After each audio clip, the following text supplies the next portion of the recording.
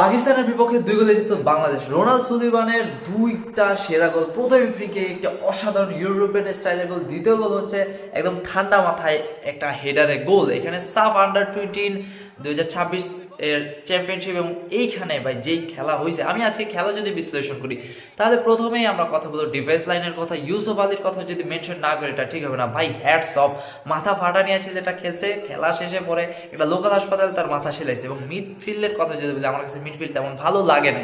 আমার কাছে মনে হয় ইন্ডিয়ার সাথে সামনে খেলা যদি মিডফিল্ড এমন থাকে তাইলে ভাই সমস্যায় পড়তে হবে। এবং ফরওয়ার্ড লাইনের কথা যদি বলি, প্রথম হাফে ভাই তেমন গোল টোল আসে নাই এবং এখানে ফরওয়ার্ডের প্লেয়াররা সেলফিশভাবে খেলতেছিল, যেমন রোনাল্ড সুলিভানের কাছে বল পাস দিতে হতো বা ক্রস দিতে হতো, নিজেরা ট্রাই করতে যে অপরচুনিটিগুলো মিস করতো। ভাই নেক্সট ম্যাচে এগুলো করা যাবে না। এবং সেলফিশ প্লে কি ভাই, সবাই আমাদের বাংলাদেশকে রিপ্রেজেন্ট করতেছে, অবশ্যই আমরা নিজেরা মিলেমিশে খেলতে হবে এবং পাসিং, তারপর হচ্ছে ক্রস দেখে, গ্যাপ দেখে, এবার স্পেস ক্রিয়েট করে খেলতে হবে, যেটা রোনাল্ড সুলিমান খেলতেছিল, আমরা খেলা দেখছি।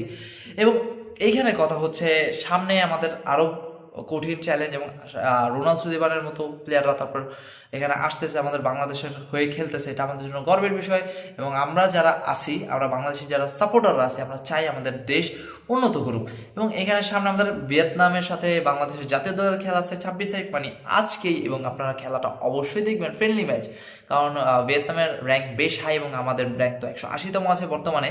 এবং এইখানে আপনারা ভাবতেছে আমি এত দেরি করে কেন ভিডিও পেয়েছি, কারণ ভাই আমি আমার দাদা বাড়িতে এবং এখনও বেড়াইতেছি। এবং হ্যাঁ, এখন আমি যেটা বলতেছি যে আমাদের যেহেতু বাংলাদেশ নাম্বার 9 নেয়, রোনাল্ড সুলিভান নাম্বার 9 জন্য বেস্ট একটা প্লেয়ার হচ্ছে আমাদের ফিউচার স্টার রোনাল্ড সুলিভান। আমরা হ্যাঁ প্রশংসা করতেই হবে, কারণ সে ভাই ইউরোপের টপ লিগের যে আমরা গোলগুলো দেখি ফ্রি কিকে, সেই গোল আহা ভাই, মানে মনে কি যে শান্তি লাগছে এই গোলটা দেখা। এবং হ্যাঁ, আপনাদেরকে বলবো বাংলাদেশকে অবশ্যই সাপোর্ট করবেন। এবং আপনাদের কাছে বাংলাদেশের এই খেলার সব থেকে ফেভারিট পার্ট কোনটা ছিল?